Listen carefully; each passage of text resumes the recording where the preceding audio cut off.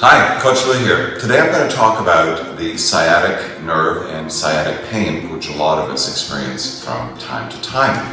Now, the sciatic nerve comes out the lower back and the lower spine area, and then it tucks in behind the glute muscle, the right bum or left bum muscles, and then it continues down the back of the leg. So depending on where the compression or the pressure against the sciatic nerve is happening, that will affect the movement and where you're feeling the discomfort. So for some people, if you happen to have some sort of impingement or inflammation or something going on more to the lower back level, it will matter whether you do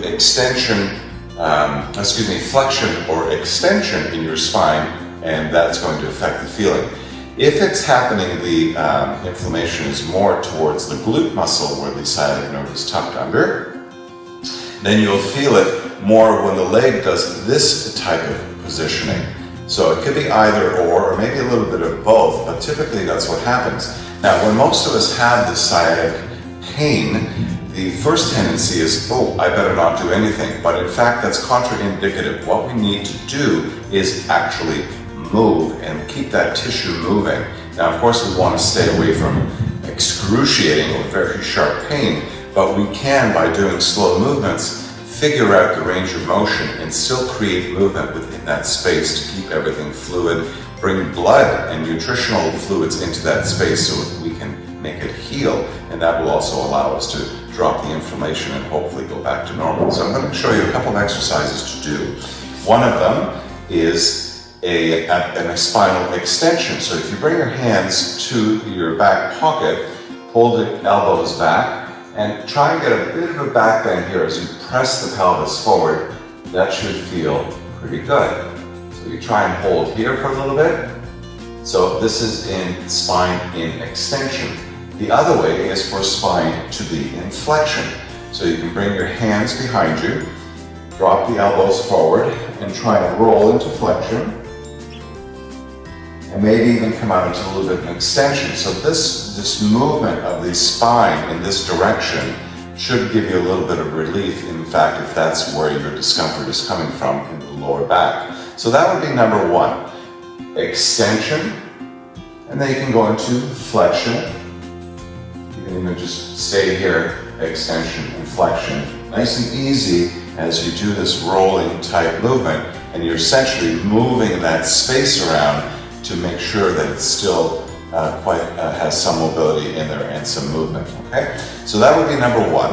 And then what I would suggest to do is a cat-cow position where we're on hands and knees. You bring the knees underneath the hips and then bring the hands down to the floor. And I'm going to arch my back and look forward, tuck my chin into my chest, roll through the spine, and then tuck the tailbone under. So you can see I'm releasing the tailbone, rolling my way up. And again, this is moving into an extension and flexion of the spine. So if the lower back is the cause of the sciatic issue, then this should help a little bit as well in that keeping the area mobile. Okay. Now you're going to come down onto the floor and sit down. If the impingement or the problem here is happening more towards the glute area where some inflammation or tightness of that muscle, that's called the piriformis muscle, gets in the way of the sciatic nerve, the same thing happens. We need to get into that area and make it a little bit more mobile for us. So one way to do it, let's say it's on the right side. I'm just going to have my hands down here, one leg straight.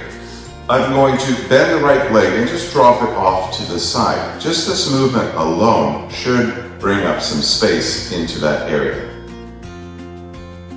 So you try it this way, open it up and see if you get some relief. The next position would be to bring the leg up and maybe hold on to the knee and just draw it across a little bit so we are lengthening the muscle. So we're either lengthening the muscle to get relief or we're shortening, contracting the muscle to try and get relief. So this will be the first position. You can also extend the leg out a little bit to change the angle and then try that. Internal and external. Play with it, try and find a range of motion to get some relief. So this is another way to do it. Another way to do it is to cross the leg the ankle at the knee on the left side, and then again, just let the leg fall, or bring the leg in for a little bit more of a stretch. Let it go, even press it away a little bit if you like, and then bring it back in again. And the other way to do this is a bit more of an extreme, is lying onto your back, you would cross the same leg, press the knee away, and see how that feels. You can also lift the left leg up and support the leg in this position. From here, you can also turn the right leg in, the right leg out. Move this stuff around to help get into that joint space. And cycle through some of those. So I do encourage you to try any of those and do it nice and slow and see how you feel. It hopefully will help you. But definitely keep on moving, keep on hydrating, and we'll see you back in session as soon as you can.